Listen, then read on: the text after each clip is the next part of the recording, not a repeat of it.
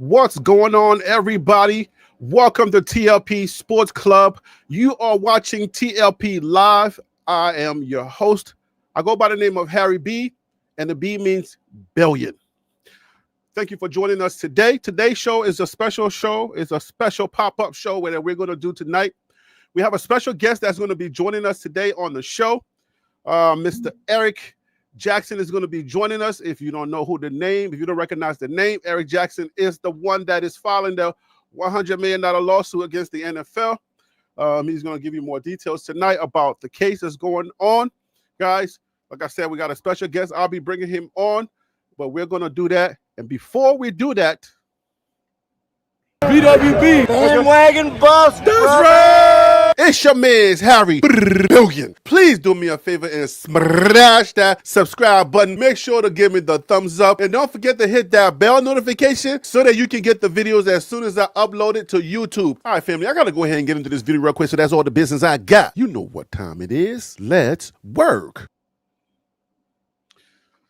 So, like I said, welcome to the show. Thank you so much, guys. If you are watching live, thank you for joining me. You can participate in the chat. I do appreciate it. I also would love for you to join the conversation by anything you put in the chat. If you have questions, put it in the chat. If I can get to it, if the conversation provides, I will be able to read your questions out. I cannot guarantee that.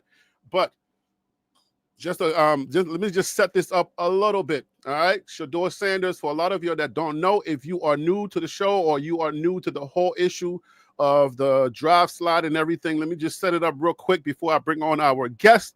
All right, so Shedeur Sanders was projected in to go high in the draft. I would say first round by many pundits, by many draft analysts, mock drafts. Shedeur Sanders was projected to be in the first round. Shedeur, however, when the draft time came around, and a lot of y'all saw this live, Shedeur Sanders dropped all the way to the 5th round. All right.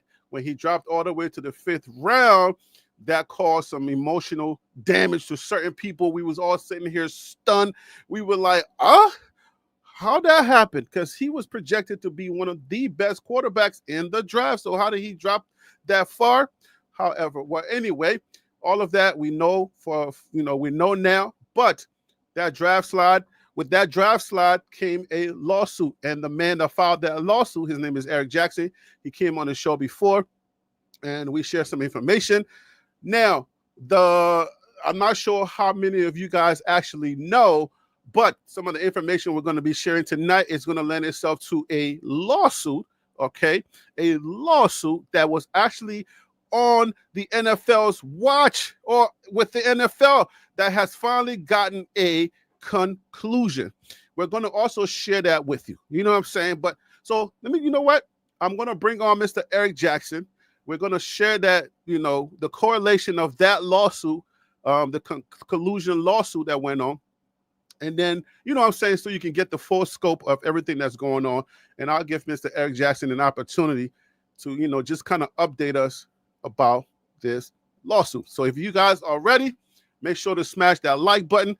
Please help the channel grow. We're almost at 18,000 subscribers. You can just hit that subscribe button. I will definitely appreciate it. Without further ado, let me go ahead and bring on my guest. I know you're tired of hearing my voice. Let's bring on Mr. Eric Jackson. What up, Eric? How you doing today, my brother?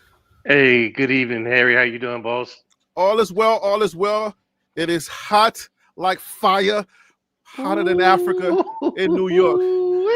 What is it like down here? What is it like where you're at? Man, Georgia is on fire right now.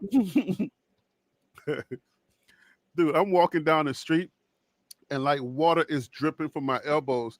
And I'm thinking it's like some type of gnat on me. And every time I swipe, a whole bucket of water is in my head. I'm like, what is going on? It's crazy hot in New York right now, dude. Yeah, it's crazy. I'm experiencing the same feeling. It's like it's wet everywhere I go. I'm like, good Lord. I'm sweating like crazy. I've seen people with hoodies on today, and I said no. No, I said, how could you? Yeah, I said nah, yo. I said you're looking to have a heat stroke. All right, so the folks are here to for those of you who don't know, Eric approached me from when I went to TCU, and he came on the show before. So when this whole draft slide thing happened a couple of months later, he hit me up and was like, "Harry, I'm the one that that filed the lawsuit." So we had that first conversation. This is a follow-up conversation to give us an update about that lawsuit. But before we get started, Eric, a lot of people don't know, we cannot assume. And maybe some people watching for the very first time, they just saw the flyer.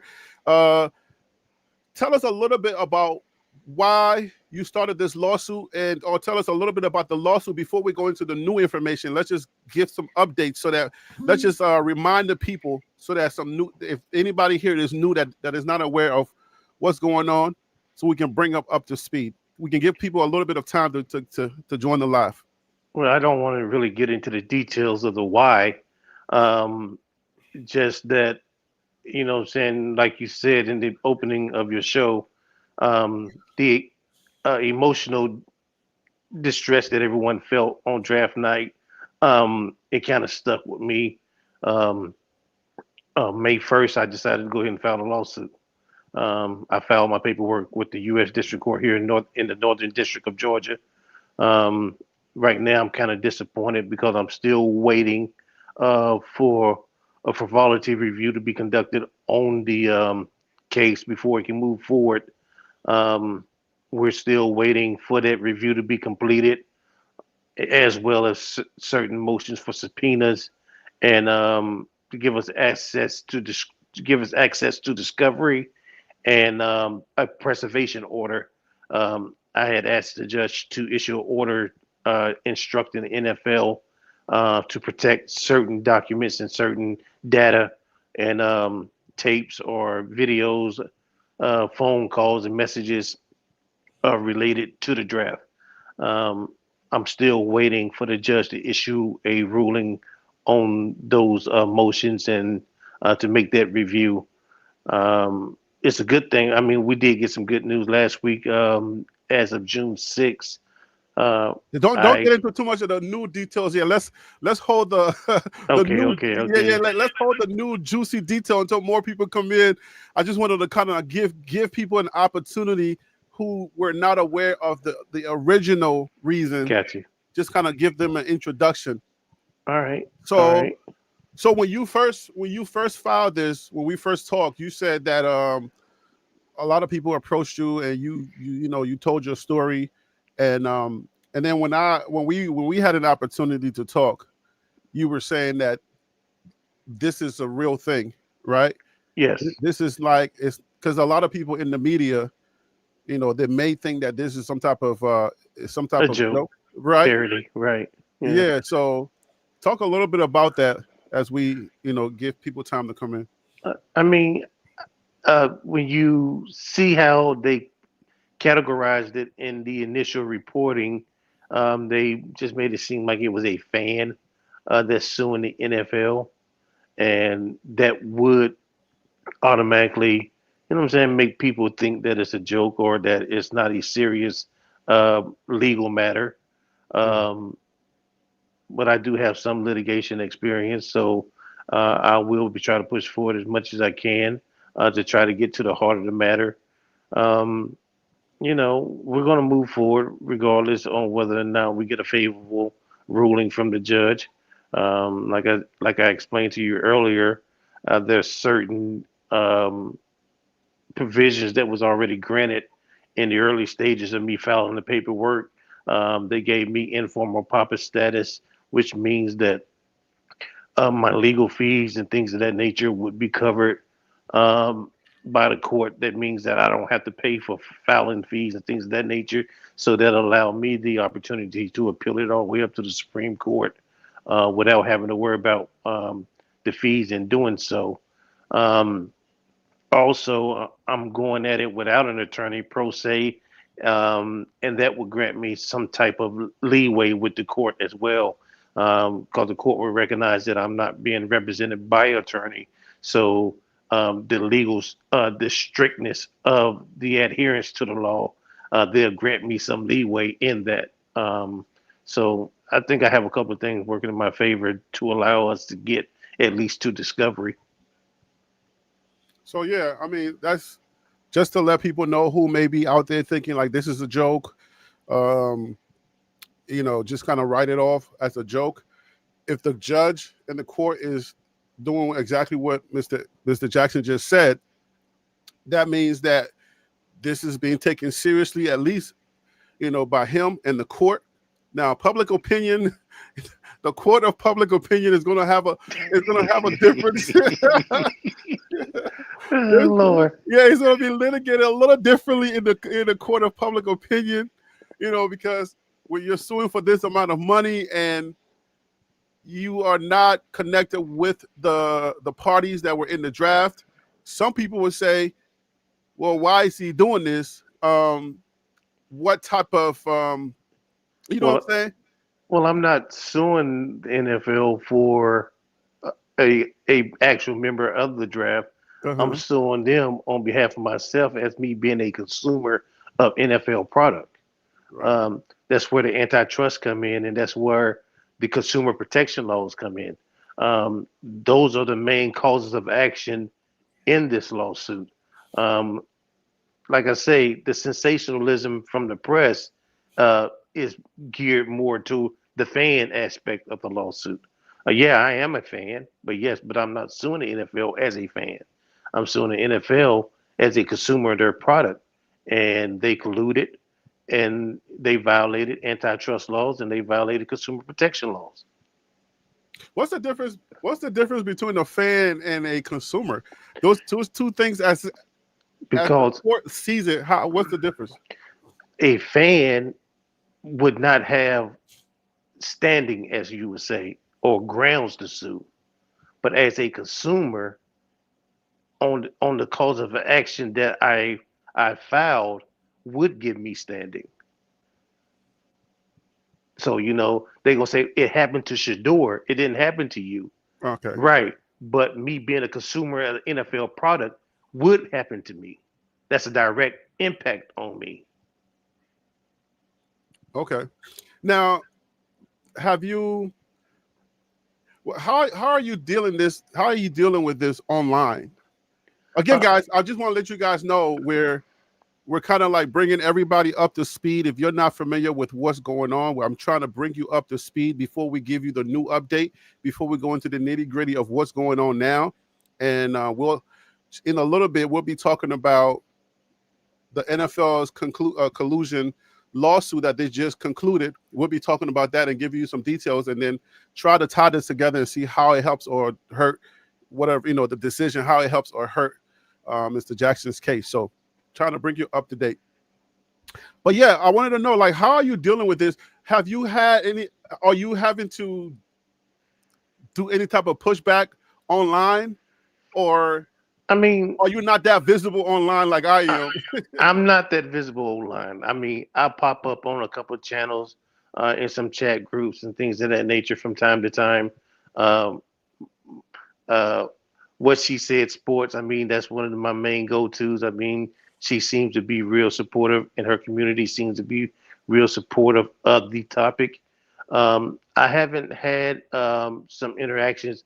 I mean, I have interacted with some pages that was not as friendly to the venture, that was very much castigating, but you know what I'm saying? I'm able to deal with them um, with the actual facts of the lawsuit. I don't shy away from criticism.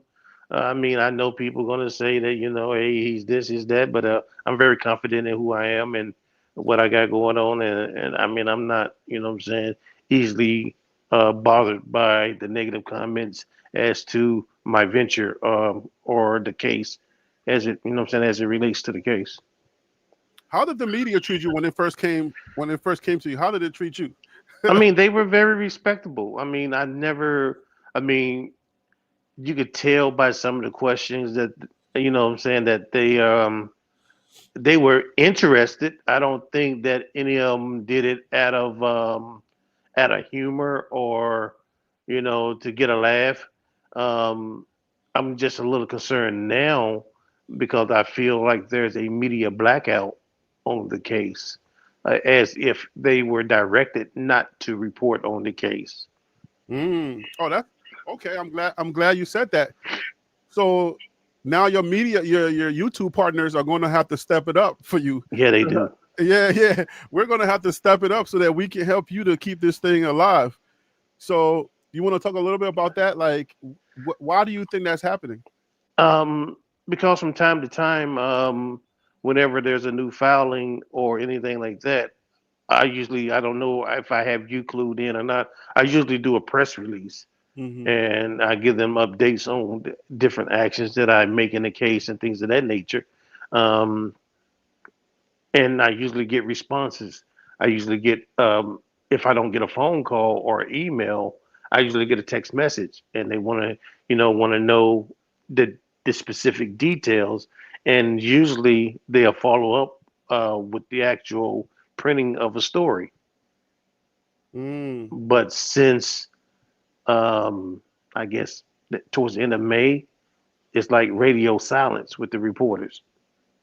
Oh wow. Okay. I mean, the NFL is. You already know how the NFL, how deep the NFL goes, right? Oh They yeah, they kind of control, all media aspects. If you want access to the NFL, then they're not going to strong arm you because we do have freedom of press in the United States. right. But they'll wink, wink. Uh huh. If you want access to our players and our facilities, and if you want that premium content, you better not. You know what I'm saying? What the hell, Harry? Have they approached you? I'm a dusty YouTuber. They, they ain't gonna come after me. So I haven't gotten anything yet. I don't necessarily use their. We don't have contracts with them, and we don't Right. necessarily report directly from the NFL.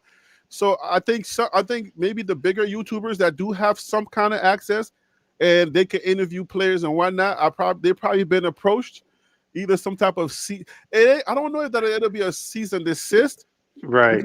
because of that whole freedom of press thing. Uh huh. So, but they'll know how to put it in language, so that their people who want access, would chill on that.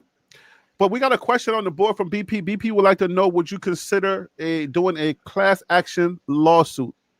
Well, a class action lawsuit wouldn't be something that would be affordable at the moment because of the fees that's associated with a class action. Mm-hmm. And I mean, there are some things that we're working on with sharing with the public, but I just can't divulge it on this forum. But Okay. if you want to stay in contact, I think my YouTube page may be. Do you have my YouTube page? Is it showing? Well, If they if you, follow if my you YouTube page, yeah, if uh, you could communicate through YouTube, or if you're watching the videos through YouTube but don't have an active page where you're posting videos, then that would be what I would see. well, I have a YouTube page where I do Because I think you have like a postings. couple of videos up there. Yeah, I have a couple of videos and postings and stuff like that. The reason I did that because I wanted to set it up for future. Um, as we get further down the line in litigation, Mm-hmm. I'm going to have some things where I'm going to educate the public on this judicial process. Let me put it that way, because I Mm-hmm. can't give no legal advice because that would be against the law. Oh yeah. But I can, what I'm saying, offer some literary or some educational documents about the judicial process. So you have some encouragement here from Deborah Curry. She said, "Don't give up, or the NFL will continue to take advantage of us as consumers and toward our black players. I am praying for you, the right motives." Thank you. So you do have some encouragement there. You got some prayers going up. What's going on, everybody in the chat? DC Carson Music, Shantae's in the chat. We got Phil So Reels in the chat. Selmo, whatever that name is. What up with you? Hope all is well. If you guys have questions, please go ahead and put it in the chat. If we are able to answer, or if Mr. Jackson is able to answer those questions, he will answer them. If not, he'll just let you know that it's gonna impede on the case. So, but if you have anything, if anything you want to know, just ask it in the chat, and I will read some of them and let you know. But let's go ahead and now I believe we have enough people in here. Let's go ahead and let's get to the update. I'm going to put this on the screen, and I think this is from the NFL collusion case that just went on. Most people are not aware of that. So, but I think this is the reason why we're getting new information and why you wanted to come on today. And I'm going to go ahead and share that with the folks. Okay, I'm sorry. Let me unshare whatever I was sharing first. Give me a second. All right. StreamYard will not allow certain things to be up at the same time. Okay, so let me just share with the people the reason why we're here tonight and why we got new information. And like I said, like we said in the first video, anytime you have information, either breaking news or you got new information you want to share, we'll do a live. But this is I would say this is what prompted the new this show. The NFL arbitration for collusion guarantee. It was a lawsuit that the NFL had. It was an arbitration for guaranteed contracts.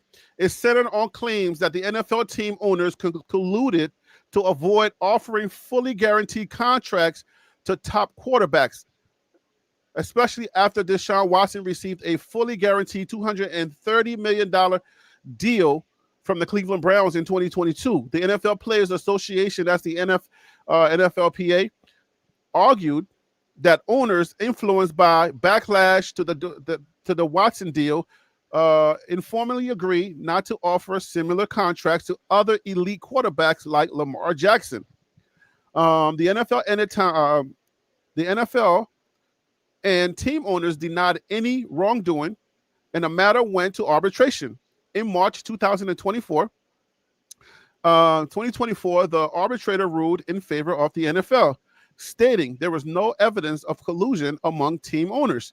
The decision was a blow to the NFLPA as it upheld the league's position and maintained the status quo regarding contract structures. This is the summary. The issue was alleged collusion by the NFL owners to avoid fully guaranteed contracts after Deshaun Watson's deal.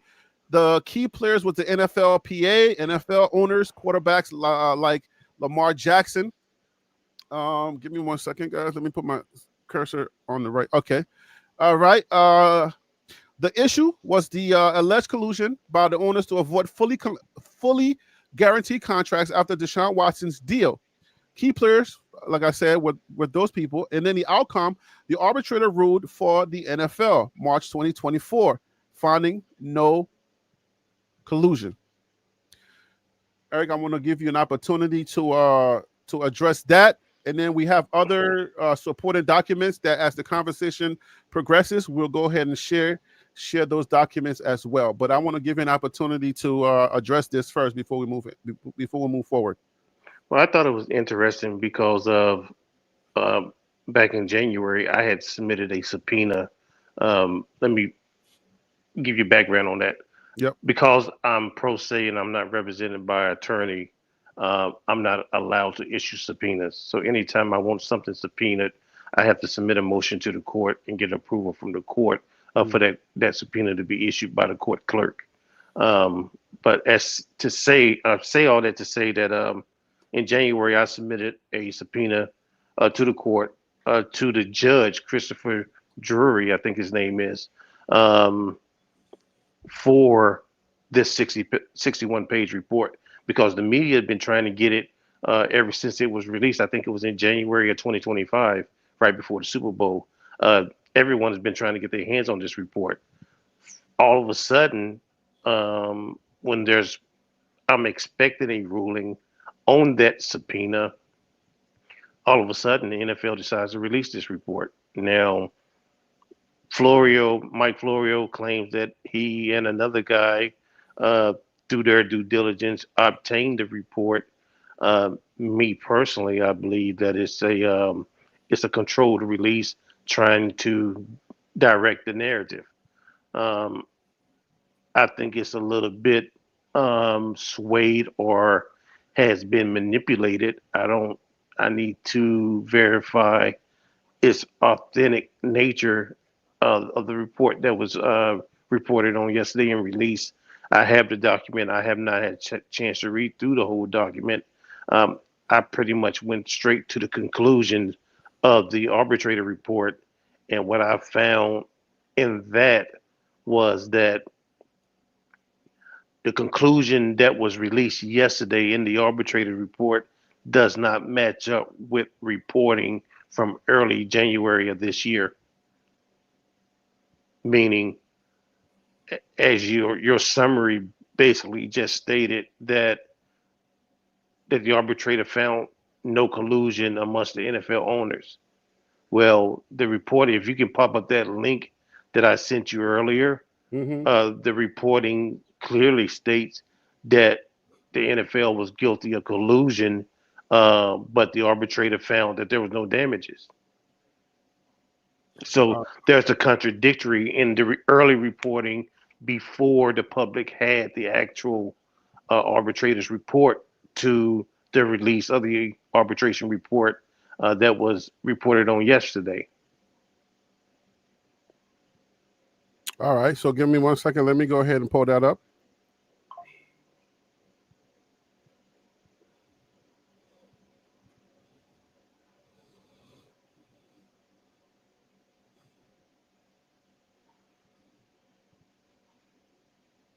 So give us a brief description of what you say is like what happened in January. I think it was January of this year, right before the Super Bowl, is when they concluded the actual arbitrator, and that's when he provided the NFL with his report. And in the early reporting of it, now keep in mind, in the early reporting of the arbitration, the NFL and the Players Association refused to acknowledge the existence of this document, and they classified it, or they marked it as classified, so no one was able to access that report. But the reporting of it clearly states that the NFL was found to have colluded against the quarterbacks, and that the arbitrator concluded that there was no damages. So there's a difference in the reporting of the arbitration report to the reporting of the release of the arbitration report that was given to us yesterday. Somebody's saying that Boomer Esiason stated the owners instructed their coaches to stay away from 12. Boomer needs to testify. I think on the first live that we had, you stated that once things get going, there are a few characters that you will be calling on to testify. Well, guess what? Boomer already has his subpoena. I'm just waiting for the judge to approve it. I filed that in January. I think I was on live the date that I filed the motion for Christopher Drury for the arbitration report, and then the next day I filed the subpoena for Boomer Esiason and W. Fan.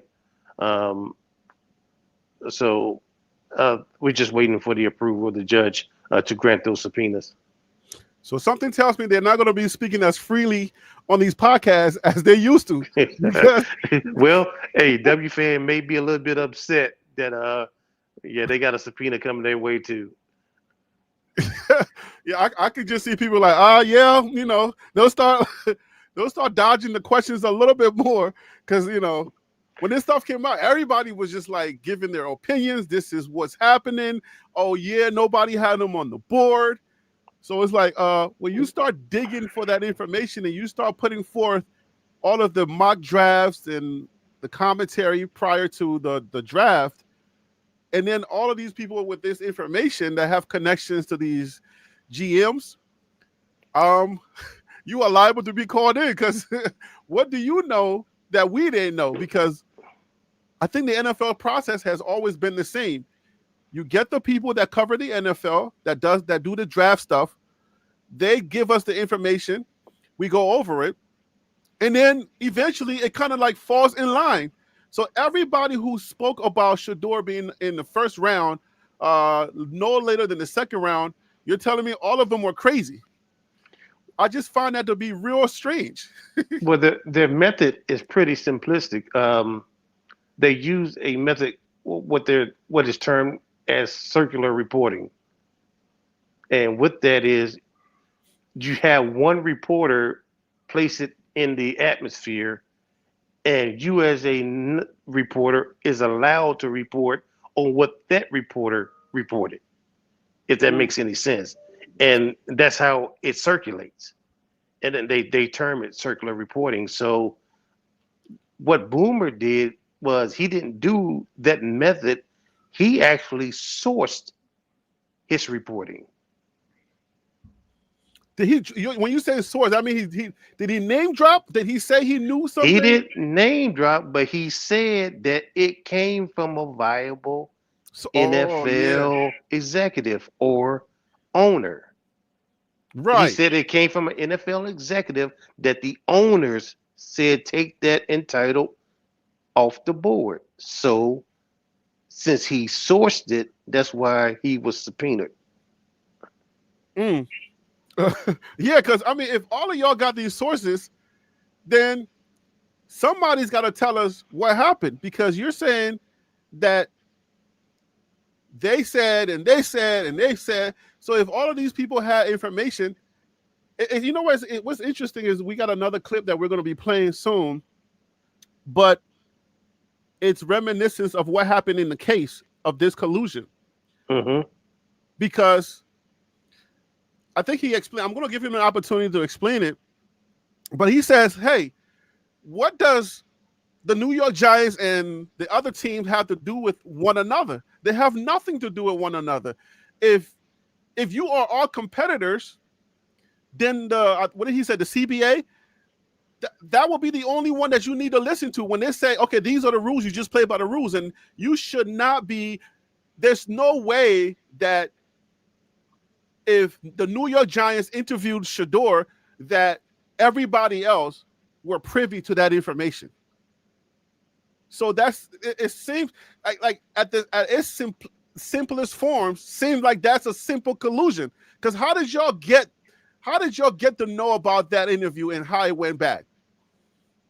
Well, that's going to be the main source of it, the Giants and the interview. And if you realize that most of the coaches and a lot of the scouts, they were all from the Giants organization.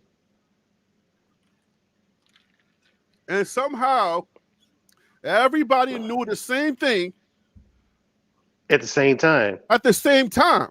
And we're making decisions based on that information that they all got at the same time. I mean, yeah, even with the prank call, I mean, a lot of people was caught up about the prank call, but on the very instant that it happened, the first thing that stuck out to me was, hold on.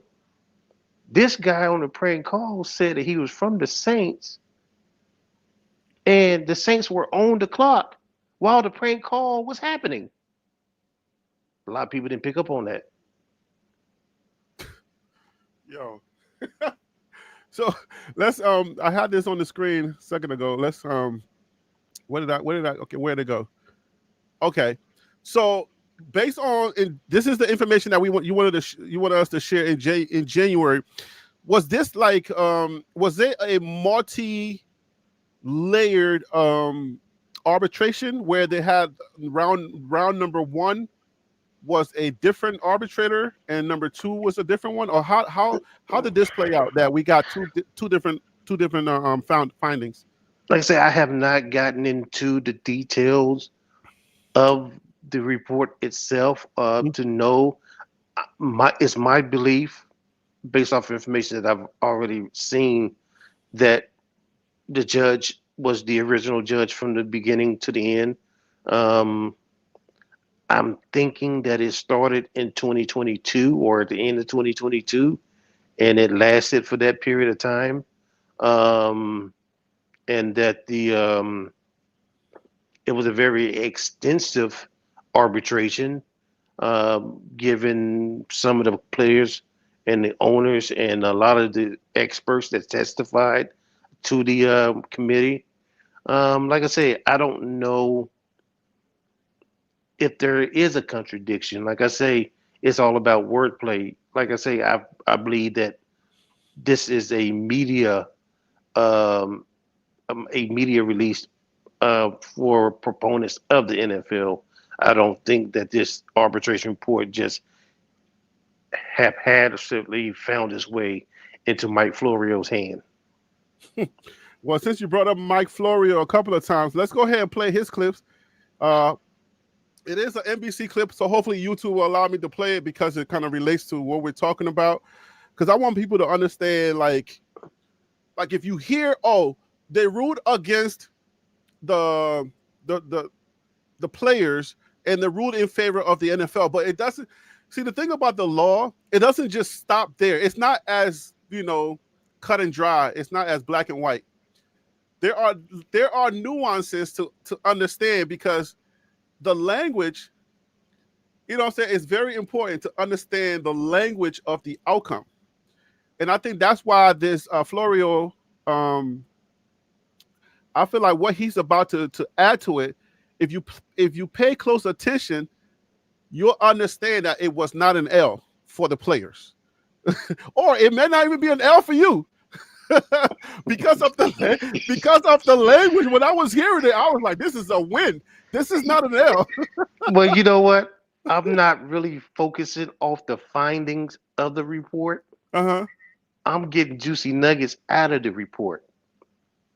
One of the first juiciest nuggets in the report is the extensive discovery. There was extensive discovery. And he keep referring to discovery, text messages, all kind of stuff in that report. So hopefully I'll get access to that discovery. it'll be yeah, because you can, when I listen, man, I'm like, this is really interesting. Because like Florio's like, yo, I haven't practiced in a minute. Well, he'll say it himself in a second. So all right, so YouTube, this is a reaction to what I'm talking about, the entire thing. This is just for entertainment purposes. We're not giving any law advice or anything like that, but this is for entertainment purposes. YouTube may cut this part of the video for later watching. For those of you who are live, you will be able to see it, but YouTube may have to cut it in order for me to monetize this video, because this is an NBC, I believe this is an NBC affiliate, or he is speaking for his employer. So, but this is for fair use. So let's go ahead. Thank you, B Slate. B Slate said it's fair use. So this is for fair use. If I take an L, I take an L again for the team. It's not going to be a strike. It's just be like, hey, you got to take it out. So I won't get paid for this, but I want you guys to get what he's saying here. I did put the link, however, in the description of this live. So whenever you want to watch this entire thing, him explaining what happened, you can click on that link in the description. I put it there for you guys so that you can see you can hear everything that he said. But I'll just play a few minutes of it, and be patient, guys. And we'll be right back to Mr. Eric so he can give us his take on this. Look, I've been doing this a long time, and I've always had the impression from the people I talk to around the league that when the management council says something, they expect you to do it. And the buzzword, the slogan, the pull string saying. So Eric, the management council for the NFL, the 32 team. Why you laughing already? What happened? Like I say, this is a public service announcement from the NFL. Okay. I'm like, wait, what did I say? I mean, come on, man. Oh man. I mean, but even in the report, the from the little excerpts of the report that I read, it clearly outlines the detail of what the management council does and what their responsibilities are. Now, they may try to seek cover, like CYA, through the management council. Is the management council for the 32 teams? Yes. Okay, so this is like the governing body, like the NCAA. They're not a governing body. They have no authority. Only thing they do, the only authority they do have is negotiating contracts, They're involved with arbitration between the players. They have some administrative duties, but as like say they had the power to tell a team what they're going to do and what they won't do, I doubt that because the power solely rests with the owners. But they're going to try to put this fictitious counsel in front of the owners to avoid any type of liability. Now he opens up with saying, if the management council tells you to do something, they expect you to do it. So I mean, let's get more of this, and then I'll give you an opportunity to dissect this for us. All right. For league and team officials, in the context of this case, was, well, we make our own decisions. These are just suggestions from the management council. We decide on our own what we're going to do. And that disclaimer is what allowed Droney to somehow thread this needle, which I think common sense and logic does not support. That management council said, restrict guarantees in your contracts. So Droney is the arbitrator for this decision, right? Correct. He's the judge that oversaw the arbitration. I'm not going to keep pressing stop, but I want to ask a question. No, that's fine. Isn't it crazy how I got to be very careful with my words here, but I feel like everybody could be bought, right? Mm-hmm. And you bring in someone who is supposed to be an arbitrator. That means this person has no interest either way. There's not going to be no conflict of interest.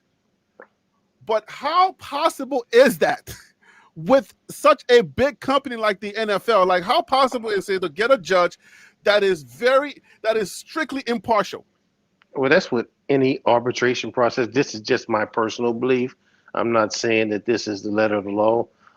My personal belief is the arbitration system is set up to deny people access to the courts.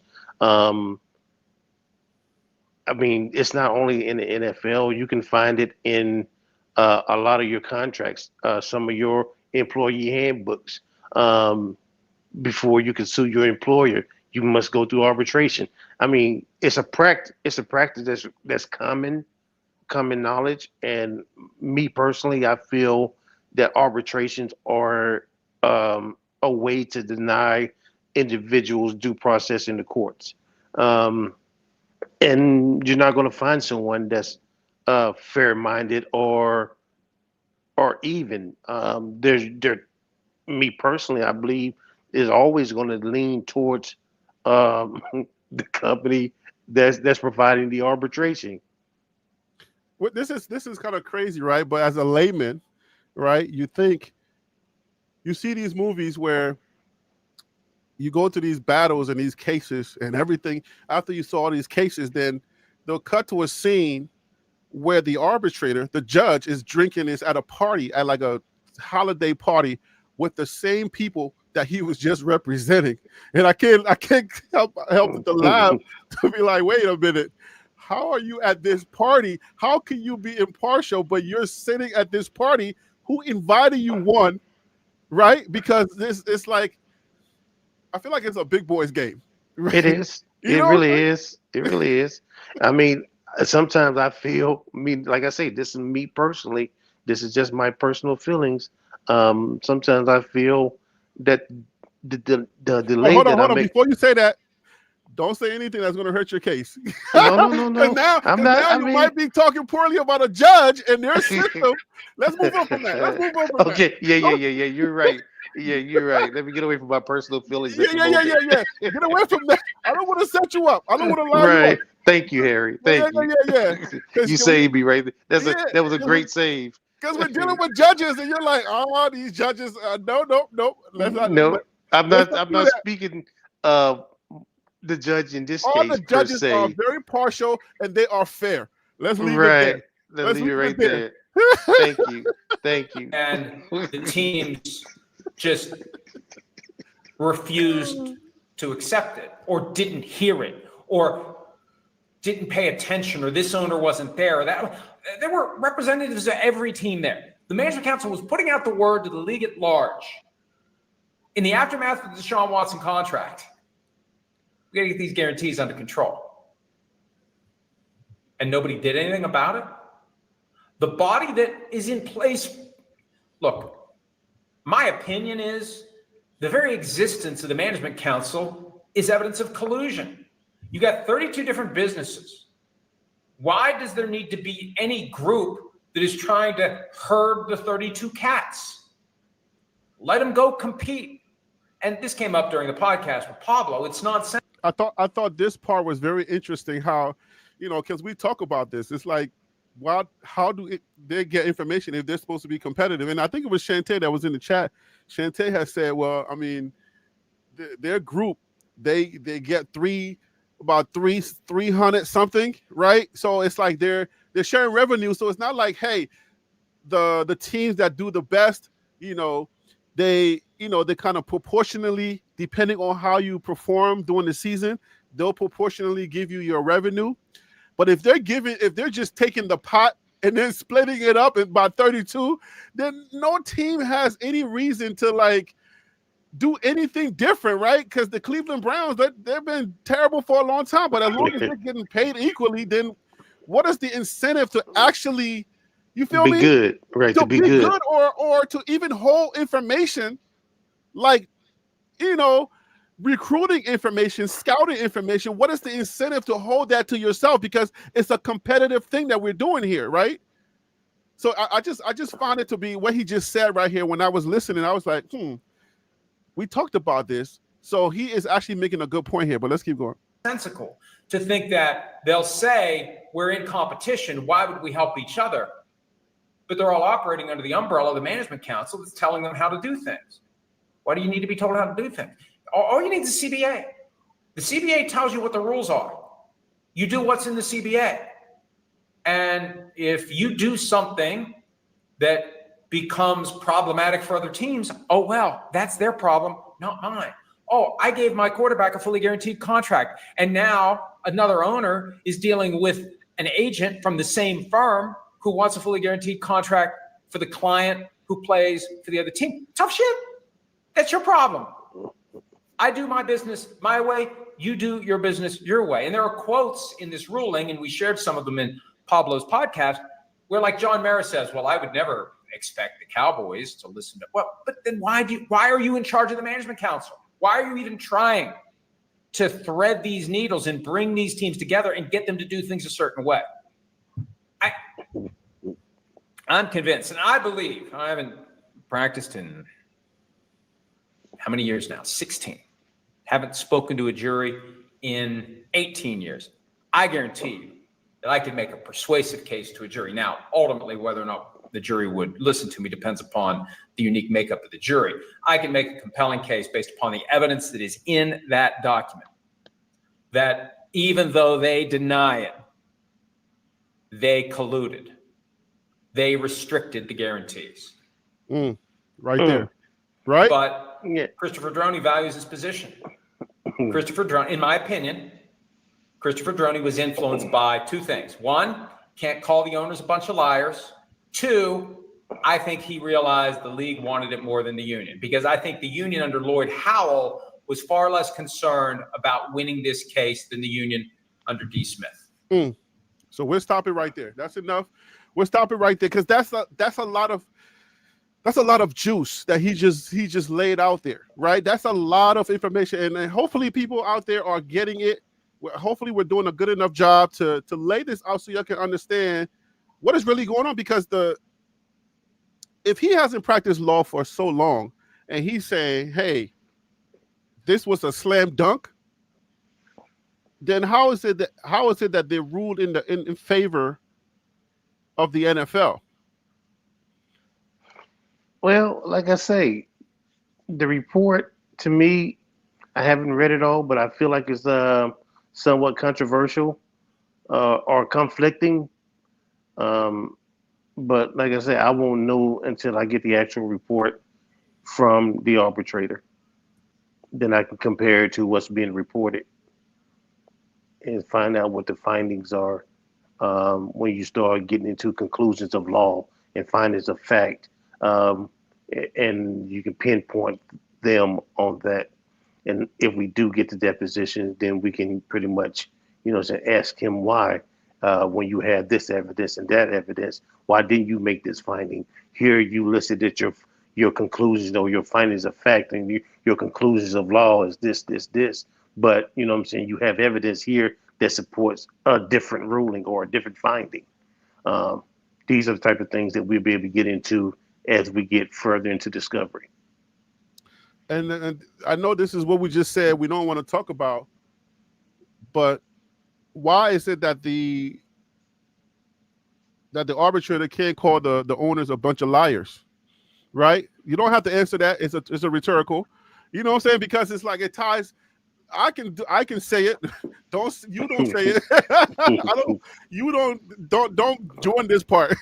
But yeah, I mean, the questions are popping up in my head. I'm like, okay, so if it's an arbitrator, someone who is neutral, who has no interest in this thing, and is just a neutral party, you come in, and if there are a bunch of liars, then is it decorum, or is it why is it that he can't call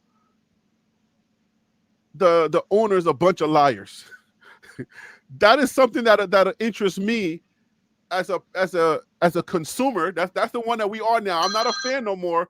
I'm a consumer. All right. So Mr. Eric will be right back. He has to answer his phone because whenever his phone rings and he's live, I believe he has it kicks him out. So he'll be back.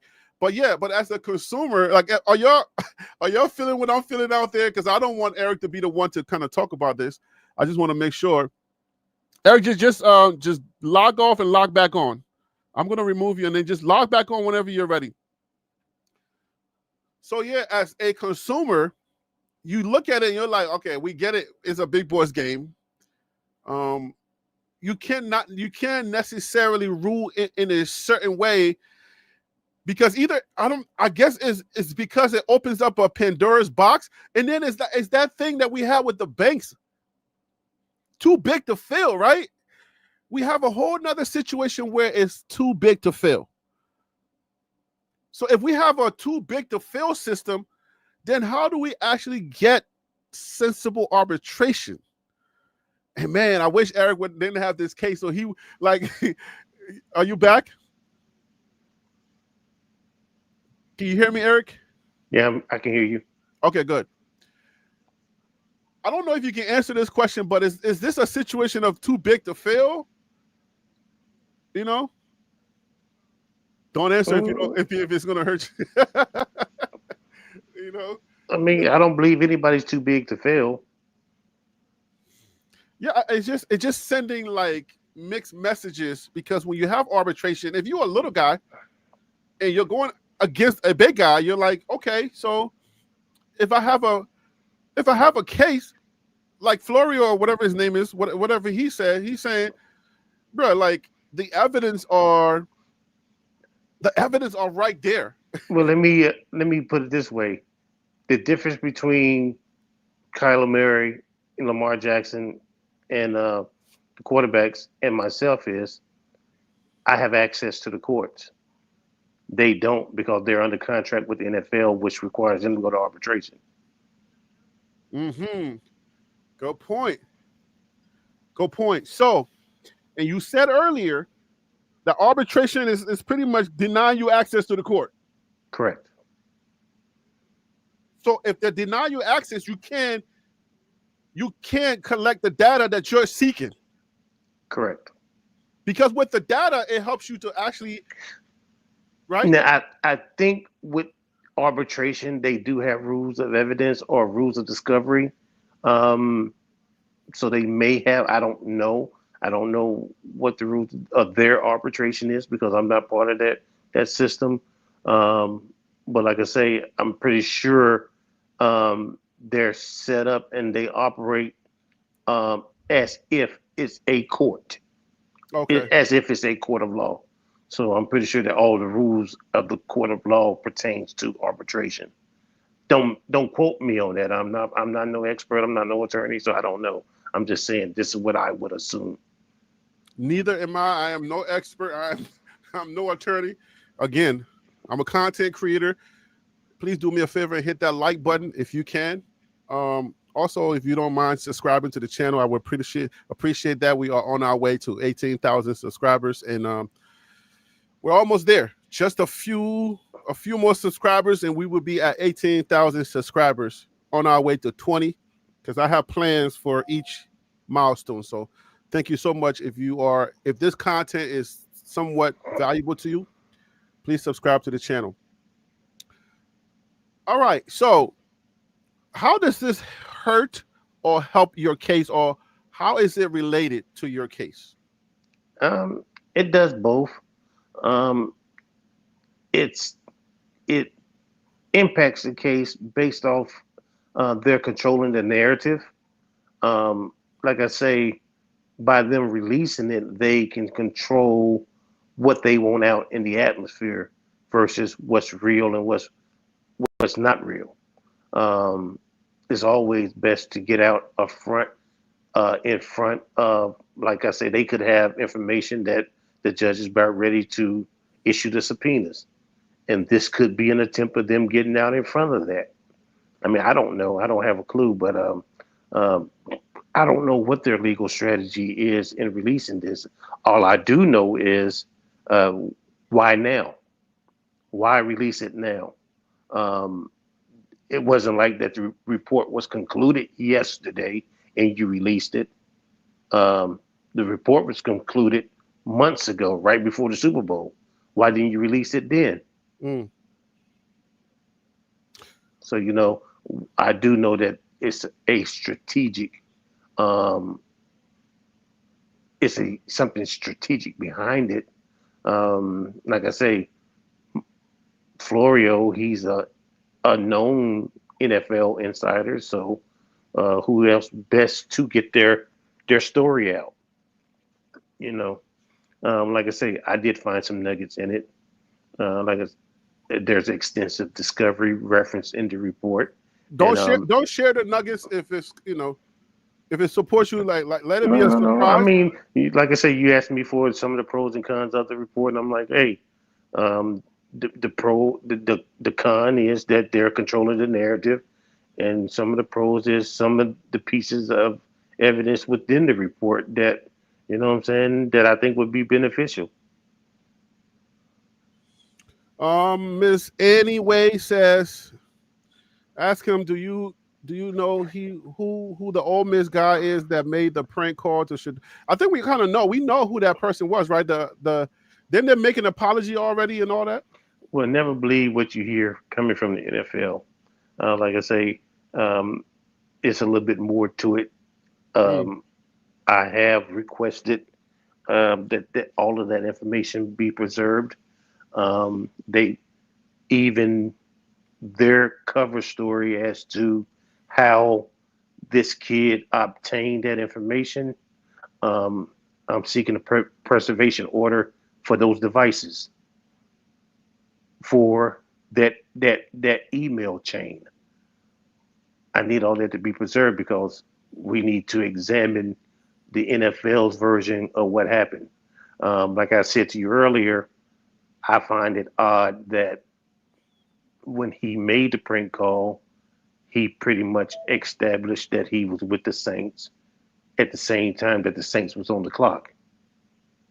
So that's why I believe that Shedeur took the call to be credible. And even if you notice after the call, they didn't really believe that it was a prank because they still was all captivated at the Saints selection.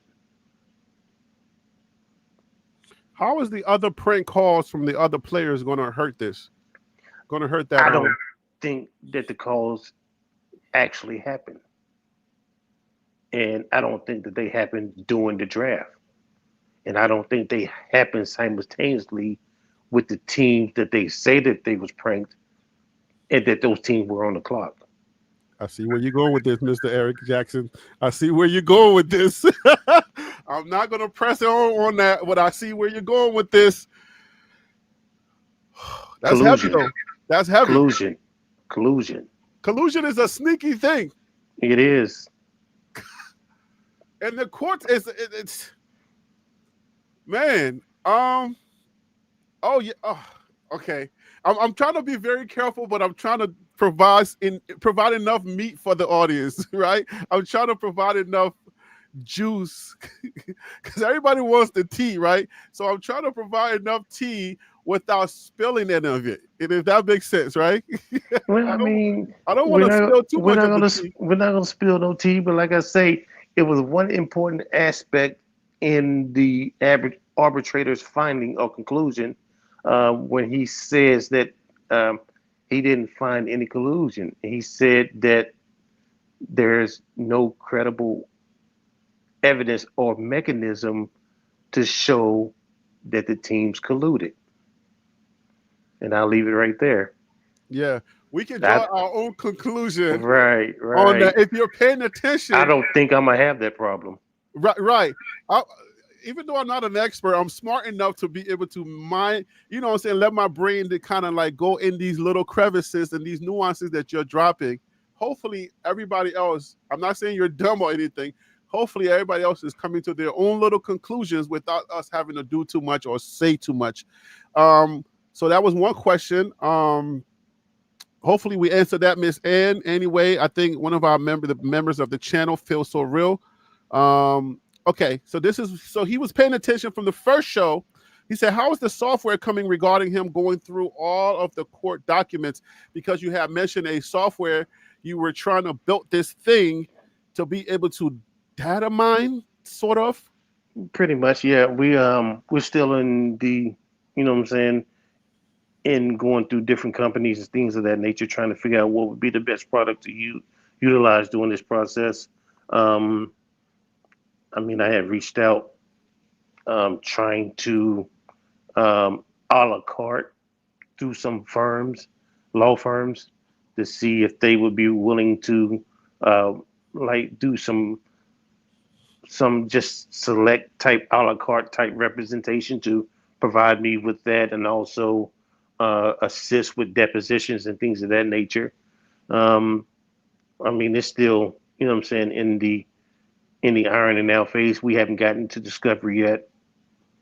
I think if the judge allows us to move forward, I have to participate in a Rule 26 conference that would give us the rules of discovery, and then survive the 12B motion to dismiss once they answer the complaint.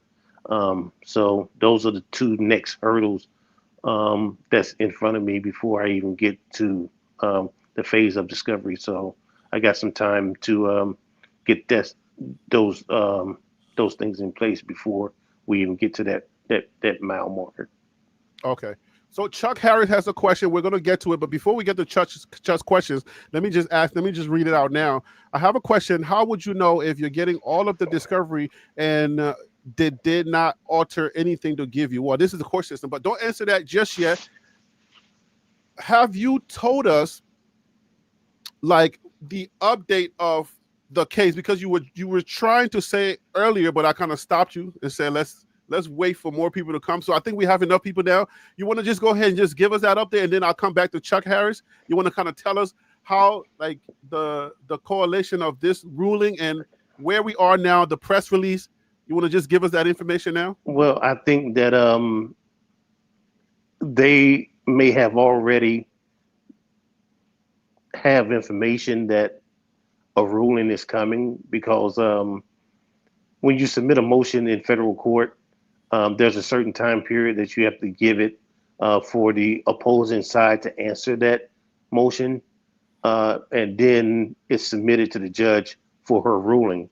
The motions and the preservation orders and the emergency motion for early discovery was already submitted to the judge starting on, I think, June the 6th, which was like last week, a week and a half ago. So we should be getting a ruling. I anticipate one probably Friday, because you know how courts like to drop their rulings on a Friday. They call it the Friday afternoon surprise. So you usually get a ruling from the court on a Friday. So I anticipate either getting one either this Friday or right before the 4th of July weekend. So they would be ruling to what is the ruling? What are you looking for Well, from the ruling? I'm hoping that she'll go ahead and make her frivolity determination. I'm hoping that we can go ahead and get the preservation order in place so that, what I'm saying, no cell phones can be destroyed or no text messages can be deleted, things of that nature. Any So hold on one videos. second. I don't mean to cut you off, but so the details of the ruling.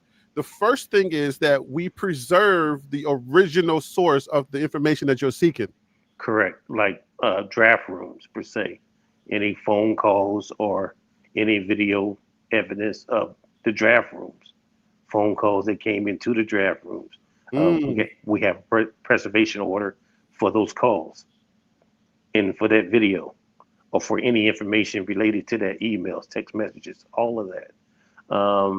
All information I pretty much wanted them to preserve any draft information on the entire draft class of 2025. So we're seeking to preserve that information. I asked for early discovery. I asked for subpoena to, First of all, you're not saying too much, right? This is just the regular.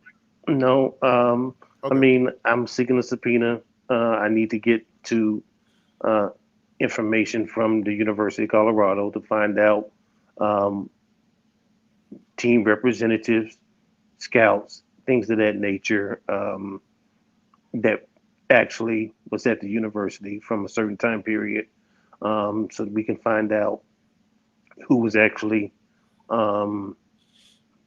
pursuing Shedeur, their meetings and things of that nature, communications and things of that nature about his actual draft status and where they projected him to be at, any draft boards, all of that information. I have that I feel like when you get to that part of it, man, speculation is gonna kill you on that one, because it's like you know how it's like they'll just be like, well, it's not speculation. Not, I mean, a lot of people think that it's speculation, but not with the NFL. These people are paid to tell you exactly where they anticipate you to be drafted. that's what I thought. But it's not like Shedeur did not have, somebody told him not to participate in the postseason. Somebody told him not to participate in the combine. Somebody told him not to participate at the Super Bowl when he was part of the celebrity game. Why was he being told not to participate? Because they projected him to be a top 2 to 5 pick. So those type, if you go back every year, people who are in like the top 10 and they go to these all-star games, they go to these bowl games, half the time they don't play or they don't participate because of their draft status. Caleb didn't do it. Like, I don't know. Yeah, he didn't do nothing. Caleb didn't do it. Not nothing, and still went number 1. So Phil said his dad told him. Okay, go ahead. So I want to get to Chuck Harris's question, but I just want to go ahead get all of that information out before we get to Mr. Chuck here. And like I say, I'm not trying to get lost in the woods or the weeds on discovery. That's the reason I limited my early direct subpoenas. Mm-hmm. I'm going after certain individuals that proclaim to have inside information, and I'm also going rightfully so. Right, and then we're going after certain organizations that were directly involved in some of the information that was released pre-draft, and then we want to go after, some people that has direct knowledge as to what they were told not to do as it pertains to the draft. So like I say, we're going to use the public information that's already been in the public and use the subpoena power to get that actual information. All right. So on Friday or the Friday before July 4th, you are expecting to get a ruling on your subpoenas, correct? Well, all the things that's been submitted to the judge, I mean, everything pretty much that I've already submitted to the court was submitted to the judge beginning the 6th of June like about a week and a half ago. So usually it only takes about 5 to 7 days for a judge to make a ruling on those, given my experience in another matter that I litigated before this same court. So I'm anticipating a ruling maybe either this Friday or before the 4th of July. For those who didn't watch the first show, you just mentioned, remind them to give them some kind of, like make them feel the shimmy. Let them know that this is not your first rodeo. Oh, no, I mean, I had a company that we went to litigation. I filed a lawsuit against them in state court. They removed it to federal court, and we litigated in federal court for almost 7 to 8 months before we settled. So I think we said on the last show, you got a W under your belt already. If you're in Atlanta, so I'm sure you'll wear those big belt buckles. You will have a W on your belt buckle, right? Like, I mean, it wasn't a huge win, but it was a win. Hey man, what did they say? A win is a win. A win is a win. A win is a win. Especially when you in the federal courts and you don't have an attorney. So hey, I'll take it. All right, so let's get to Mr. Chuck here, because I think there's a couple more questions in the chat. I have a question. How would you know if you're getting all of the discovery and it didn't alter anything, basically? Say again now. Mr. Chuck Harris wants to know, he has a question. How will you be able to determine whether you're getting all of your discoveries and nothing was altered, or they're not leaving anything out? And Miss Love Moves, I see your question. I see your questions, guys. I'll get to them in a second, but go ahead, Eric. Well, I won't know. They can pretty much say that they're handing over whatever they're handing over. It's like due diligence. You have to take what they give you, categorize it, catalog it, and go through it, cross-reference it, and if there's anything in that, then you go back around and pull that information from the other source that was sourced in the information that you received to make sure that information matches up. And if it's not matching up, then you go back to the original source and ask them why it's not matching up and where is the information that you obtained from a different source. It just feels like an episode of Suits. I watched the entire thing, and it's just like I'm following the logic. Is making so much sense, because if they're trying to do a data dump, if they want to hide something within something to try to, you'll find it. If I think the software that we talked about, your software would be able to find the pertinent information and then be able to give you the different links to it, so that nothing gets past you, because they are capable of dumping data on you. Well, that's the reason I said it's important, for the system that I want to put in place, that it has an AI engine that, that is able to properly categorize information and allow us to do searches across cross docket searches. So, like I say, it'll take some time, but I don't think the information that we're seeking and what we're trying to prove in court, I don't think it'll be that difficult to prove. Like I say, it's only a certain amount of tricks and tactics that attorneys can use in this process. And I don't think that, they'll be able to cover up what we already know that's already public. I know earlier, I don't know if it's still up, I think you try to share a link. I don't know if YouTube was not allowing the link to go through. We try to pin it in the conversation, in the comments. But Todd Smith from Dallas. Dallas is in the building. Salute to Todd Smith in the chat. Do you have a GoFundMe set up to help with the legal fees? Yeah, I did set up a give and go, give, send, and go. Like I say, I'm still trying to navigate the logistics of that and figure out how to monetize it. And you know what I'm saying, and to drive it on social media. I think we tried it once before, but like I say, I don't think YouTube will allow us to share the link on on live or whatever. But I'm still trying to figure out how to get it out on social media. Now, if you do go to my personal YouTube page, I think I do have some links to it in there. Um, but I will get with Harry, see if you can share my profile page so that people can go to it and start subscribing or liking it, and then they'll be able to access information there. And I will Give be it to me right now. I'll pull it up. it's actually Stackhouse STAKHOUS 5002 at Gmail. STAK, say that again. STAKHOUS Mm-hmm. 5002 Mm-hmm. at Gmail. Is that the YouTube handle? I think so. Let me pull it up, make Yeah, sure. make sure.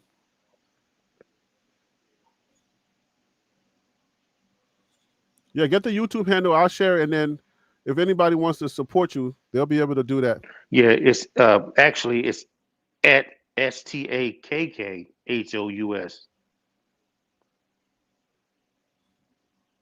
That's the YouTube handle? Correct. At STAKKHOUS. Correct. I'm gonna put that in the chat so everybody can have access to that. At STAKKHOUS. That's on YouTube. Correct. So that's the YouTube. And you know what I'm saying? Like I say, you would be able to see some of the stuff that we're that I'm trying to set up. Like if you go to the post on the site in the near future, I'll be posting some some stuff that's associated with the case and some information things items that will help educate people about the judicial process, and you know they may want to participate. So we'll see. But YouTube, the algorithm, the way it works is if you're not a regular post, if you don't have, they're going to call you a dormant channel, and they're not going to. It said the link is incorrect. Is it STAKKHOUSE? Correct. Or HOUS? HOUS or HOUSE? H is STAKKHOUS. Oh, no S. I put house. Okay, I'm sorry. Yeah, no E. Okay. It's HOUS. Okay, let me redo it. YouTube.com/at STAKKHOUS. There it goes. Okay, I put house instead of just HOUS. Okay. Okay. So what I was saying earlier is if they find your channel is not posting on a consistent basis, they're gonna be a dormant channel, and they're not gonna, whenever you post something, they're not gonna share it too much. Right. So like I said, you have me to help you out as much as I possibly can. So anytime you have something you want to share with the audience. Wow. Look, you can tell I'm new to this because I just got a subscriber named Sweet P. Mm-hmm. Thank you, sweetheart. Appreciate you. Like I Yep. say, stay tuned, and we'll definitely provide some information here in the near future. Yeah, man. I'll help you any way that I can possibly help you. I think there was some other questions, guys. If you have any other questions, let me know, please, so I can. What do you want to share, the press release, or what is this stuff that we've already covered? What was the press release? Oh my God! My computer died. Wow. While we was on the live, my computer died. Let me see if I can pull it up. But it's basically pretty much just informing the public that I was appreciative that this information was released yesterday, and that we originally sought to obtain this information through subpoena, and we anticipate that the court, and we're urging the court to go ahead and issue the subpoena so that we can actually get access to the arbitration report and the discovery that's associated with it. Um, and also, you know what I'm saying, some of the contradictions that we found and just pointed out what was favorable in the actual ruling or the actual reporting of the arbitration report that was released yesterday. Like I say, we're going to pretty much be seeking discovery from the arbitration report. We're going to be seeking discovery from Jim Trotter and his lawsuit against the NFL for discrimination.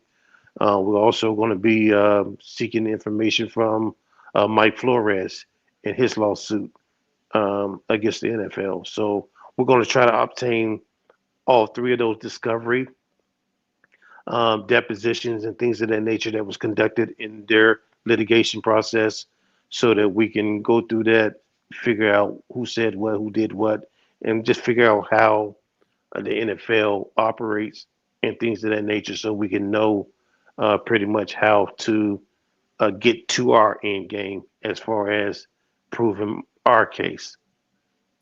Um, I know we covered it in the beginning of the show, but again, there's still some questions. Love moves, guys love saying they want to know, like, so she says, so Shedeur's not paying him. I just want to know, y'all. So I think the way I'm reading that is that there is some confusion between is there any association with Shedeur and their camp?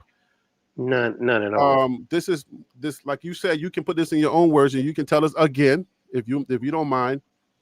The reason why you're suing is not because of Shedeur, but you tell us in your own words. Just clarify it so that people can understand. Well, I'm not suing on behalf of Shedeur because I have no affiliation with Shedeur, Coach Prime, or any of the Sanders family. I don't have any associations with the University of Colorado. I don't have any associations with the Cleveland Browns. I'm suing the NFL for just being a fan of the NFL. I've been a fan of the NFL for over 30 years now. I played Pop Warner for the Raiders. I've been a Raiders fan my whole life. So, you know, I've been to Raiders games. I've been to Tennessee games. I've been to Washington Redskins game before they became the Commanders. I've been to the Atlanta Falcons game. So I'm a actual consumer of the NFL product. I purchased the NFL ticket. You know what I'm saying, watch the drafts. I do fantasy football. I mean, and these are the things that I believe I have standing on as far as a consumer of NFL products. That's the reason I'm saying by me being a consumer that based off the way that the draft was conducted, that I was affected as a consumer and I brought the antitrust transaction against them. I brought violation of consumer protection laws against them, and you know the intentional infliction of emotional distress because the act that was done to Shedeur was intentional. I know that you answered the question about a class action being expensive. Is it possible that once we get to this place where you're getting more traction on your lawsuit and the judge is giving you more access now and then more people become interested, is it possible to maybe later on open up the doors because you're not the only one that felt the way or feels the way that you feel? Other people out there do feel the same way. So is it possible that later on this could become a class action? Because right now you don't have the funds, but what happens if you do get the funds? That's not how typically class actions work.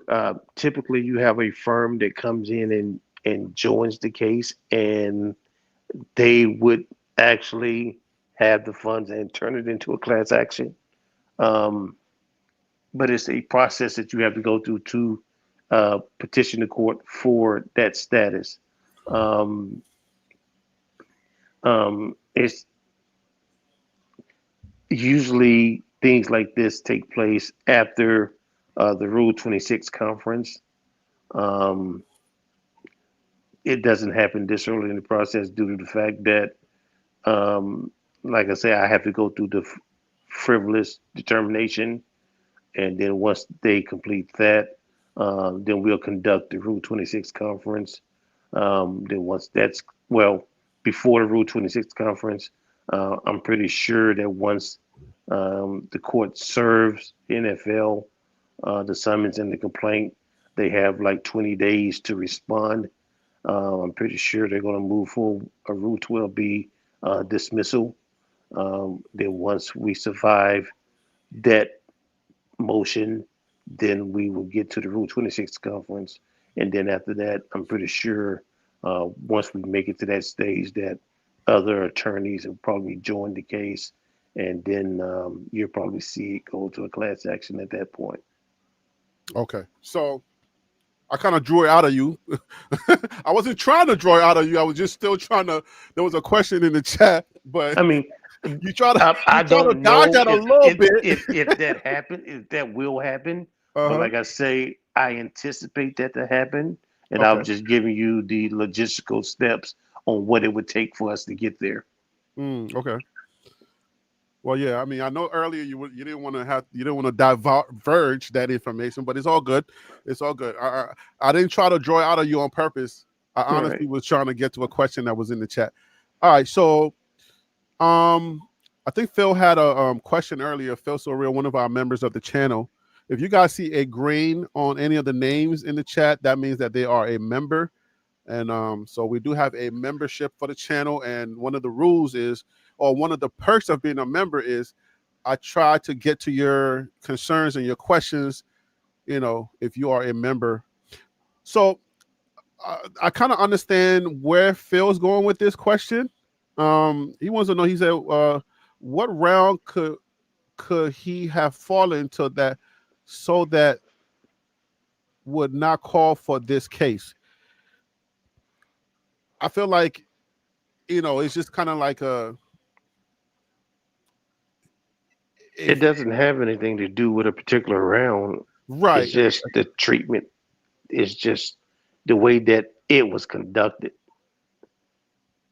If you watch the entire draft, you've seen different stages of things that occurred that cause emotional distress. So it ain't that he fell to the fifth round. That him falling to the fifth round didn't cause emotional distress. It's the acts that was carried out and the conduct of certain people during the draft that caused the emotional distress. Yeah, I feel like that's getting too much into the reasons, and I don't want you to get too much into your reasons. Exactly. Save that for court. But I mean, I kind of understand the question. Yeah, I was just trying to provide a general answer to the question without going into the actual details of, what transpired to cause. Yeah. The causation. We're not going to discuss the causation, right? I'm not trying to discuss the causation. I didn't want to get too much into the causation because that's giving away too much. Right. But I do understand it, and I do understand the question and where it came from, because I think some people, they're kind of concerned, like, okay, so if some questions from behind the scenes is, so if Shedeur, if they colluded, then why would Cleveland, draft Shedeur, and then what incentive do they have to start him? Because if it was collusion and you start him, then it kind of proves this case. Well, Cleveland is in a pickle. I don't understand how. I mean, Discovery is going to show that you flew out to Colorado, and that, not when I say you, I mean like from information and my belief, I believe that Jimmy Haslam, the owner, flew out to Colorado and had the owner and the general, either the owner or the general, that they had dinner with Shedeur after Shedeur's pro day. So they were leave this guy alone all this time. I do believe, from my information, I believe that he was being told that they was going to pick him second as the second pick or take him as the second pick. Um, so when I believe that all the way up to the draft um, that was everyone's belief, and that for whatever reason, someone instructed, as Boomer says, that they were instructed to take him off the board. Now, why was he taken off everybody's draft board? I mean, those are the questions that we're going to try to uh, ascertain through discovery. Like I say, I mean, there's a whole lot of public information available that we have to dissect and get to what really happened. You know what I'm saying?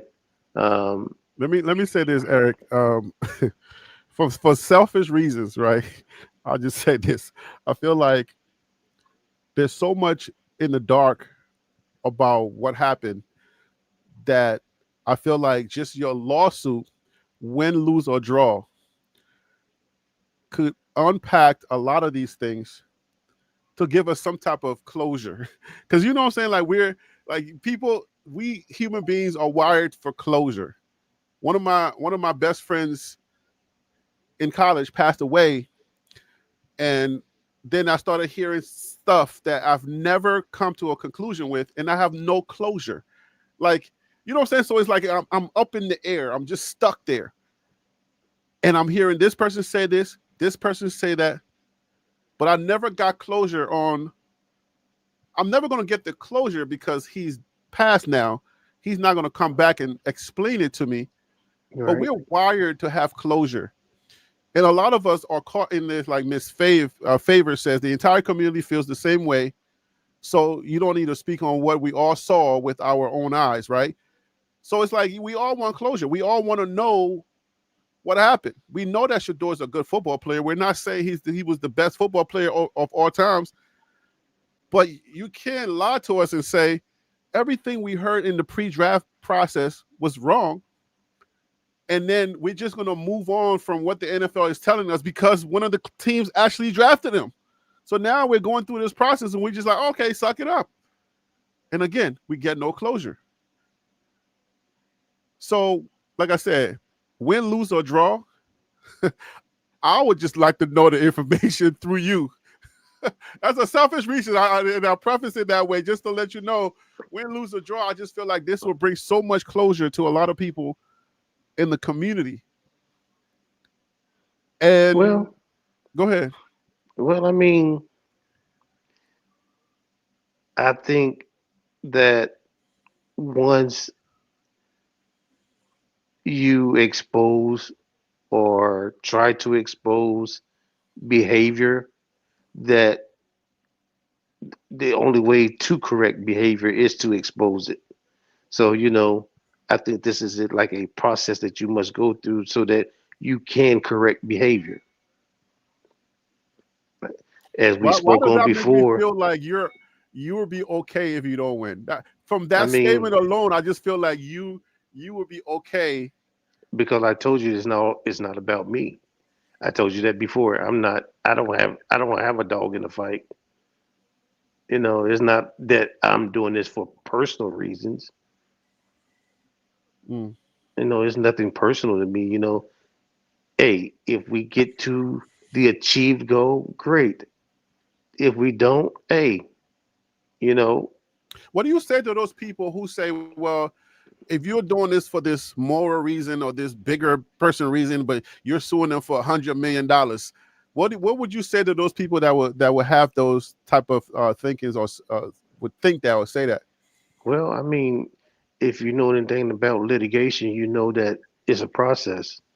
And just to get through the process, um, it's like a heavyweight fight. You know, if you go if I last 5, 6 rounds, You know what I'm saying? You know that you've been in a fight. Mm. So it's the fight. Let's unpack that a little bit, because I feel like you just said a lot there without saying too much. I feel like what you just said, if I could just unpack it, and you can add your voice to it, Okay. is you guys have been doing this for so long, and we out here are just allowing us, we're consumers of your product, like you said you are, and we're just allowing you to just mosey along and just do whatever and just get away with it for so long. But if we pressure you and we bring this fight to you, we can learn a lot from this thing that'll show your hands more, and that'll be okay with us. Or correct behavior. If we able to correct behavior from the fight, hey, the fight was worth it. Even though I may have lost, but hey, That's a win. it's a win.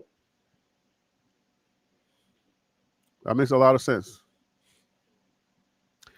Hopefully, sharing this, part, the little nuances through the conversation that we're having, hopefully it helps to put a more human touch to what you're doing. Because again, being in this business for over 20 some years, and how I know how people move and how people judge people, prejudge people before they even get to know the person.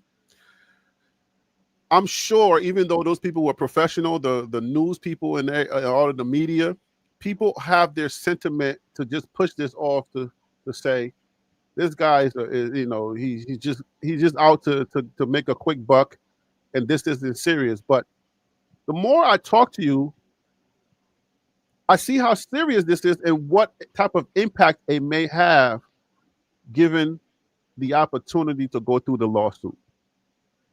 Because if the judge says, hey, let's move forward, man, you would have already won. In my view, I feel like if the judge allows this case to go forward and then you start going through the discovery process, you could be a fork hero. I'm telling you, because, and that's and again, and the flip side of that is my fear of it not going forward, because it's such a big deal, right? But that's just my personal fear. But you've been through this before, and I'm sure you don't have that fear. I don't want to project that on you. You know, I'm not fearful of her making a determination that we can't move forward, because any ruling that she issued is appealable. Copy that. So I don't have a fear of her making a ruling one way or the other. She's been fair. I mean, Yeah. just to give you what she give you already, like, she's been fair so far. Well, we'll see. Stay tuned. Stay tuned. We'll see. I'm definitely anxious. You know what I'm saying? A little nervous. You know, because I want to get to the next part. I want to get to the fight, but I guess she's telling me just calm down, just wait a minute. So it's in her court. We're waiting on her. Correct. From the way that things have gone so far, from what you have already obtained, I have a good feeling. I do too. I do too. Like I say, that's the reason I'm calm and I'm patient. And like I say, we're just waiting on that determination. And once we get that determination, I think the ball will get rolling. But everyone needs to stay tuned, because, like I say, once we get to the Rule 26 conference, I'll be able to start sharing a little bit more information and start instructing and just educating people on this judicial process. Maybe they want to engage. So we'll see. Anything else you want to share? Let's go ahead and wrap this up. We've taken a lot of your time. Thank you so much for joining us tonight. I really do appreciate it. I enjoyed the first conversation. It got a lot of attention. And I hope that this update helped a lot of people to get to know you more personally by just sharing your story. That's how I like to do. I like to get behind the questions. What's behind who is this person that we're dealing with? And And I'm glad that you gave me the opportunity to share. Like I say, people get a chance to see who I am and know what it's about, Yeah, and hopefully, they don't have a negative sentiment about what we're trying to accomplish. exactly. So again, I'm always here to help. Anytime you got something to share with to the public, my platform is a little bit bigger than yours. So Much anytime, bigger. well, I don't even have a platform. I know, but you're my wife, right? She got the YouTube channel. She puts up. She's doing this 75 challenge or whatever they got going on. She posts up her video. She's very consistent. She's excited, and she gets 2 views. And then she looks at me, and I'm like, "Babe, I just posted a short. It got over 18,000 views." And she's like, Oh, but I didn't even know I had a YouTube channel until actually this lawsuit, and I was going through looking at other people's um, content, and then I seen something that said go to your channel. I'm like, my channel, and I was confused. And when I went in there, I'm like, wow, I could do this. I got a channel. I could "How do many this. I could do subscribers this. did you have when you went there?" The same subscribers I got now too. I think I'm one of them now. and one of them might be me through another channel. Oh Lord. Oh my god! So what? Oh, I may be one of the 2 subscribers. But I know I'm one because I think when I saw the channel, I subscribed. So it's just me and you. It's been, we're chilling, and then now you got a new one from tonight too. You're right, Sweet Pea. Thank you, Yeah, sweetheart. Sweet Pea said you're welcome. Thank you, sweetheart. Yeah, so hey man, look, I'm trying to grow. There's a lot of bigger channels out there that deal with Deshaun Sanders and his family. But hey man, I'm glad and I'm happy that you and I were able to connect and share your Hey, it was a story. godsend because, like I say, actually, guess what I did the other day? I was going through looking for a video through my iCloud, and guess what I ran across? What you what? The video from when I appeared on your channel in Dallas at the TCU game. Oh, you saved it through iCloud? Yeah, I got it. It's saved in my iCloud. So I looked at it the other day. I was like, wow. I said Let's share. I meant to send it to you, but when I get off the phone tonight, I'll try to locate it again and I'll Mm. send it to you. Let's share your channel again because somebody's asking what's your channel. So it's youtube.com at STAKKHOUS, right? No, STAKKHOUS. STAKKHOUS. So I put in the link again so you can get some subscribers. I appreciate it. The more you build, just a little bit of YouTube help. The more you build, the more consistent you are with the content. YouTube will start trusting you, and then once they trust you, they'll start sending your stuff across the platform. So that's how you kind of build. But again, like I said, man, my little 17,000 subscribers. Hey, We're here to help. like I say, I don't have any. I'm not trying to become a YouTuber or anything like that. Got it. But I do want to share information through posts and things of that nature that I can't post in the chat, like documents. I think I posted a press release on the YouTube channel to just see if I was able to do it, and I was. So you know what I'm saying. And like I said, I'm just trying to figure this platform out and see how I can make it work for me Yeah. and this process. And like, hey man, we connected. So anytime you have questions or anything you want to, you want to do on YouTube, you can just reach out to me and I'll help. I'm just that kind of person. I appreciate it. Yeah, Like you man. say, So I don't even have a studio. I'm sitting on my couch in the living room. that's your studio. Hey, they told me early to say, hey, that's your studio is on your couch, and you got to now do 99 videos. The worst videos you can do, the 100th one is gonna be good. So that's what I learned. And then because I come from the film world, so this is my thing. This is what I do. So, but I'm glad to help, and I hope the conversation helped to move I hope this live helped to move the conversation down the road for you. And whenever you get the opportunity to do the GoFundMe or whatever platform you're using for funding, just let me know. We'll come back on here and we'll share that information to the whole. Well, like I say, I have it. I have a link to it on my page. You'll be able to see the give, send, and go link. Like I say, we'll take whatever donation we can get right now. Like I say, I have some time before we need to get the platform that we need to manage the discovery. So pretty much we're going to be using funds to get that process in place, and also once we get deep into discovery, and right before we get to the deposition phase is when we're really going to need help as far as like conducting depositions. That's going to be one of the major expenses that we're going to have with the case. All right, so a couple of people, Desmond Graham is saying they subscribe to, and then Carnivore Sister saying they saw the link on your page. So that's the movement there. Okay. So I'm glad that we got some movement going on that. And they're saying good luck with everything in the chat. You got a lot of support out here, man. Hey, I appreciate it, man. Like I say, it's been great. Like I say, it gives me the strength to keep going forward. Like I say, I don't think that they're gonna get away without a fight in this one. Right. Like I say, I'm positive. I'm believing that she's gonna allow us to move forward. And with, like I say, with just what's out in the public alone, I think we got enough to sink some teeth into them.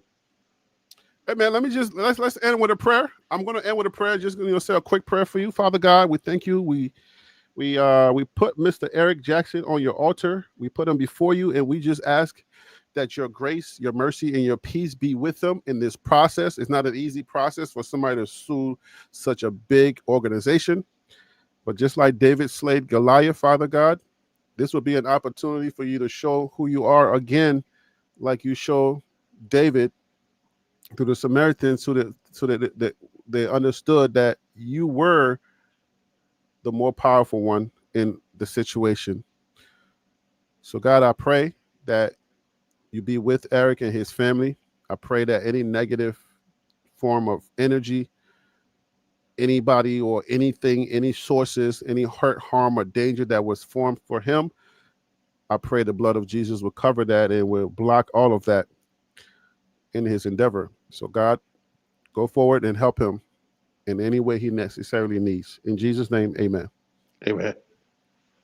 Any last words, anything else you want to share before we go? I just want to thank your chat, man. Thank you for your time. Thank you for your platform. Like I say, I'll keep you informed as to the processes and things that's going on. Any updates I have, I got you, what I'm saying, just a phone call away. So, I appreciate, your brotherhood. And thank you again for your help and support.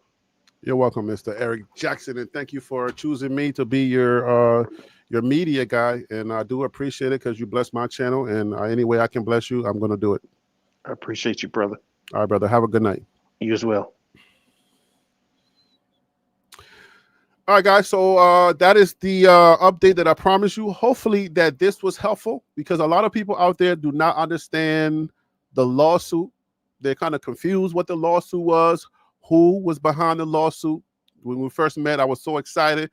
I was stepping on some of the questions I wanted to ask, but hopefully tonight was a little calmer and it was a little bit more suitable for you to ascertain the information that you wanted to get about Mr. Jackson and the lawsuit.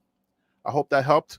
And so I'll leave it there. I hope that moving forward, God will bless him and help him for us all to get some closure, because I'm sure you're out there and you're thinking like, what in the world happened to Shedeur, and why did he slide so much? You know what I'm saying? They're not going to tell us, because Coach Prime came out and he was like, Coach Prime was hurt. He was hurt. So imagine if he was hurt, and he's an insider. He has connections. His feelings was hurt. So somebody did something, and whatever it is that they did, hopefully, if God blesses Eric, a lot of us will be able to get some type of information through that, because the depositions and the discovery stuff is going to be able to, he's going to be able to pull out some questions and give us some answers. And I'll say this. I'll end with this. Just like I forget of course now I forget the Bible character. I believe it was the brother Shadrach, Meshach, and Abednego, when they told Nebuchadnezzar, when he was telling everybody to bow down to his golden images, and they said, and they would not bow down, and he threatened to throw them into the fiery furnace. And they said, go ahead, do what you got to do. We're not going to eat your food, and we're not going to bow down to your golden image. I may be missing the story up a little bit, so forgive me for all you Bible scholars out there. But the gist of it is that they told him, hey, man, go ahead, do what you got to do. And we're going to trust our God that he's going to save us. And they said, our God is the most powerful God. He will save us. So go ahead and do what you got to do. And then they said this very important thing. They said, even if he doesn't save us, we're still not doing what you ask us to do. We will be okay even if he decides not to save us. We will still not bow down to you. So even if we don't get the results that we're looking for, I feel like the tenacity, the courage that Eric is, that Eric has and he's using to go after such a big giant to help the community, I pray that courage will hold him strong. I pray that through all of this, that a lot of us will learn from what he's doing and have some type of courage to be able to do something similar. Hopefully you understood that. I kind of got lost in my thought there for a second, but hopefully you understand what I'm saying. So God bless Eric. God bless you all. Thank you guys for blessing this channel. I know a lot of y'all have already subscribed and you're blessing the channel and you've supported. So thank you so much for watching. I do appreciate it. I'll see you guys on the next video. I'm Harry B. The B means billion. Peace.